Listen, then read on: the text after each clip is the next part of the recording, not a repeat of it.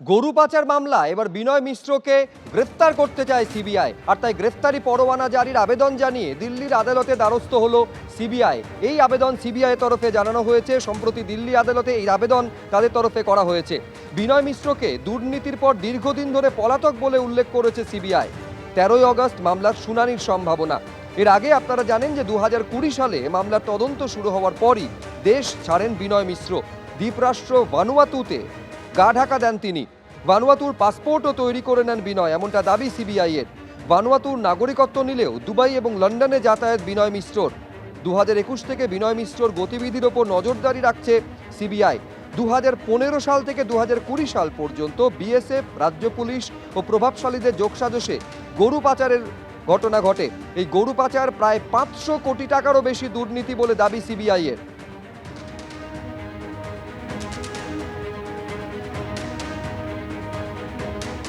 5.5 ঘন্টা পেরিয়ে গিয়েছে, এখনো ভবানী ভবনে রয়েছেন অভিষেক বন্দ্যোপাধ্যায়ের আত্মসহায়ক সুমিত রায়। চাকরি দুর্নীতি মামলায় তাকে জিজ্ঞাসাবাদ করে চলেছেন সিআইডি আধিকারিকেরা। এই নিয়ে পরপর 3 দিন সিআইডি আধিকারিকদের জিজ্ঞাসাবাদের মুখে সুমিত রায়। গত দুদিনে আপনারা জানেন যে শালবনীতে জমি দুর্নীতির মামলায় জিজ্ঞাসাবাদ করা হয়েছিল। আজকে দেবরায় যে চাকরি দুর্নীতির মামলা, তাতে জিজ্ঞাসাবাদ করা হচ্ছে। কি চলছে ভেতরে, কি প্রশ্নের উত্তর জানতে চাইছেন সিআইডি আধিকারিকেরা, জানবো। সরাসরি কথা বলবো। পার্থপ্রতিম ঘোষ আমাদের প্রতিনিধি রয়েছেন। পার্থ, দেখো, একেবারে সকাল 11টা থেকে অভিষেক বন্দ্যোপাধ্যায়ের আত্মসহায়ক সুমিত রায়কে জিজ্ঞাসাবাদ, সেই জিজ্ঞাসাবাদ কিন্তু চলছে।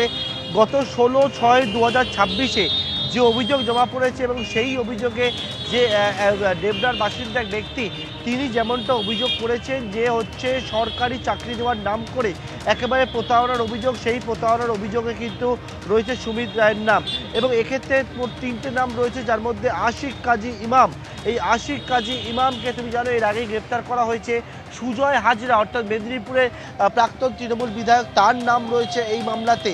এবং যেমনটা অভিযোগকারীর অভিযোগ যে 12 জনকে জোগাড় করতে বলা হয়েছিল, যে 12টি পদে, সরকারি পদে চাকরি দেওয়া হবে 2023 সালে।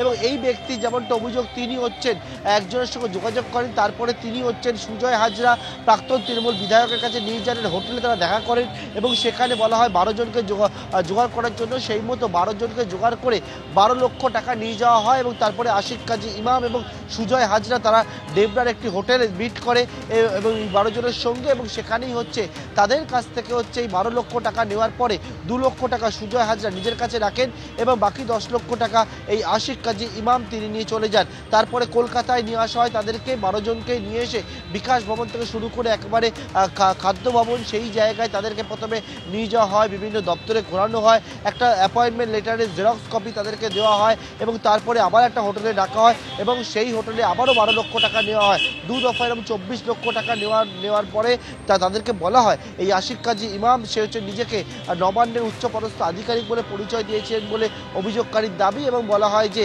এই যে টাকা, আরও টাকা লাগবে, কারণ এই চাকরির জন্য হচ্ছে বিভিন্ন স্তরে তাই টাকা দিতে হবে, এবং সুমিত রায়, অভিষেক বন্দ্যোপাধ্যায় আত্মসহায়ক, তাকেও হচ্ছে টাকা দিতে হবে এই পদে চাকরি পাওয়ার জন্য। এবং এই মর্মে হচ্ছে তিনি পরবর্তীকালে চাকরি পাননি, বুঝতে পারেন, প্রতারিত হয়েছেন, অভিযোগ দায়ের করেছেন কিছুদিন আগে, এবং সেই অভিযোগের পরিপ্রেক্ষিতে এই আশিক কাজী ইমামকে গ্রেপ্তার করা হয়েছে।